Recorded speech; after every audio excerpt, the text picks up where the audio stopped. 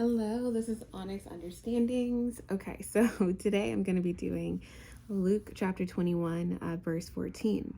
So I'm reading the signs of the end of the age.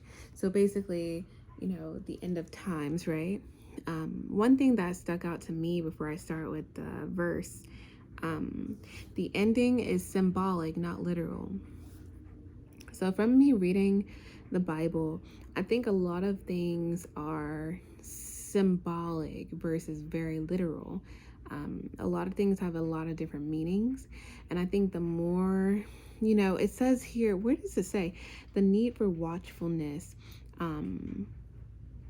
Luke 20, chapter 21, verse 34. What does it say here? It just says, be on your guard so that your minds are not dulled from. Oh, okay. Sorry, I'm being distracted. Cursing, drunkenness, and worries of life, or that day will come on you unexpectedly like a trap. Whew, why didn't I highlight that one? That is so, I really am liking this chapter, or just really everything that I've read from chapter of Luke. But anyway, so basically, this one says, so I think that the end of the times are symbolic. I just do. I don't think there's going to be an end of time, but that's going to be symbolically. But again, we'll have to deep dive into that, okay, in another video. But today, I have therefore make up your minds. Therefore, make up your minds not to prepare your defense ahead of time, for I will give you such words and a wisdom that none of your adversaries will be able to resist or contradict. So I really like that because it's like having the faith, right? It's like make up your minds, right? Practice goodness, travel the narrow road to heaven's gates, right? Bear witness, make up your minds. What side are you on, right? And it's like, don't prepare. So like for these endings, right?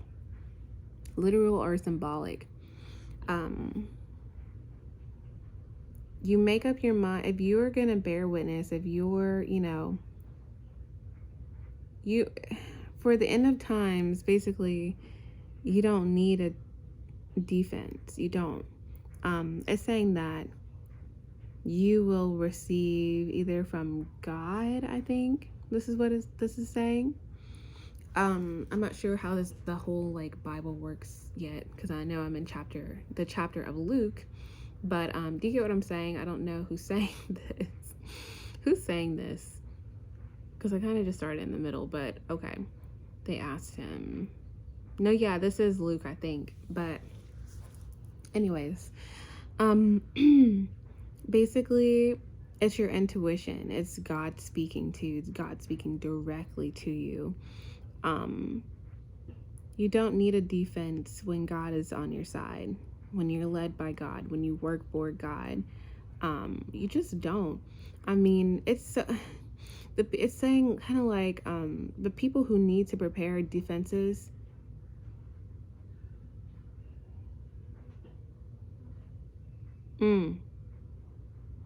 They walk by sight, not by faith. Whew. Interesting. And it makes sense. They're an adversary. It's like the people who walk, oh my God, that's so crazy that my brain connects to this. The people who walk by faith are always contradicted by adversaries, right? By people, by naysayers. They're always contradicted, or they're resisted. Their truth is resisted. If you think about, like when I think about all these debates that people have been in like high school or middle school about the Bible, about, religion, and it's like the people who just believe in something and they believe in it for their own reasons, that, again, per what I've read in the Bible, you don't have to defend, your relationship with God or what you do or your prayers. You just don't. It's not for anyone else to judge. um, but yeah, I'm just getting that when you follow God, when you follow goodness, you're not wow. When you follow, oh my gosh, this is mind blowing. Okay, I'm gonna just spew it out because my brain is just like going. You remember how I said the ending is symbolic, not literal? People who follow, if you walk by faith, not by sight, right? You're not, you could, I mean, I don't know, you have a more lackadaisical, in a sense, what view of the ending, right? And that goes to the need for watchfulness. If you're making sure, if your mind is dull from just going with the flow, not having a plan, not following your mission or finding why you're here in life, if you're drunk, overindulging, right? And if you're worried about life and death, worried about the day that you die, that day will come on you unexpectedly like a trap. But it comes on to everybody, so it shouldn't be unexpected. You get what I'm saying? So, like, basically what I'm getting is that this is saying the view of death, the view of endings, the view of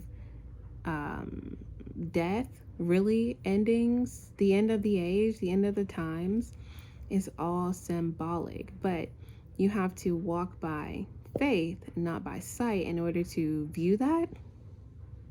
It's all like it's all in your faith, it's all in your mind, it's all in your being, it's all in your, being watchful. It's all not being trapped, because it seems like the people who do believe in themselves and do believe in a higher power, do believe in like their own mission, not their own mission literally. If you notice, I always bring up Kanye, I do, but like if you notice Kanye, when he started shifting really to like, hey, I want to make good music, like for real this time. And we'll talk, actually I'll make a video on that too.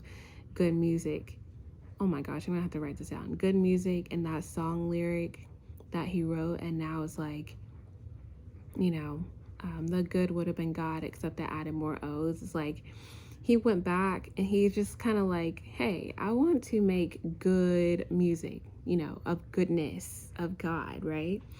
And so it's like when he shifted that, when he had his own like spiritual awakening, right, and reconnected with God in the way that makes sense for him, there was so many adversaries. People resisted him, people contradicted him, people didn't want to listen to his album, people didn't want to believe he was a Christian or he believed in God, like people kept saying like all of these things. And it's like no one knows his walk of faith, right? You know what you see. I mean, this is kind of different than like, people in your day-to-day life, right? We don't really know him, if that makes sense. We don't know celebrities. We know our friends down the street. We know our friends and family and loved ones. We know them. We know how they really live their life, how they really think. So, like I said, I think that shifting your worries to God, it's like when you shift your life to, first of all, having a higher power, a being, a reason for being here, when you don't overindulge and when you don't worry about dying, when you don't give yourself anxiety about tomorrow, right? That's like kind of like my vibe tonight, where I'm like, you know what? I'm gonna just go to sleep and worry about tomorrow, right? Because what does it say? I think it's in Matthews. It's like the problems of today are too much to bear. Why worry about tomorrow, right? We should be like wildflowers in the field. They just be, and they're just there, and they're always there. They're always there in the country. They're just flying. They're just floating because they're just being. They're doing their job of just being. That's what we're supposed to be per the Bible, per my opinion. So like, I'm just seeing that the more that you connect with God and goodness and bear witness, you don't have to sit and, I mean, of course, defend yourself towards people, but I'm seeing more so as like, you don't have to sit and worry about life or death, and you don't have to sit and concoct all these plans and concoct anything or fight against people who don't believe, who want to just negate anything that you believe in just because they're an adversary and they don't want you to believe in something that, I don't know if that makes sense. People like to, it's like herd mentality, oh, you believe in blank? How? And they pick a question and another one. And it's like with faith, there is none of that. So that's just basically what I'm getting. I hope that kind of makes sense. I guess it's more so for me because I'm the one that watches these back. Like, Aubrey, that took so long for you to explain, and I was just like, I don't know. But yeah, I hope this was, why am I saying this like it's on my other channel? Thank you for watching.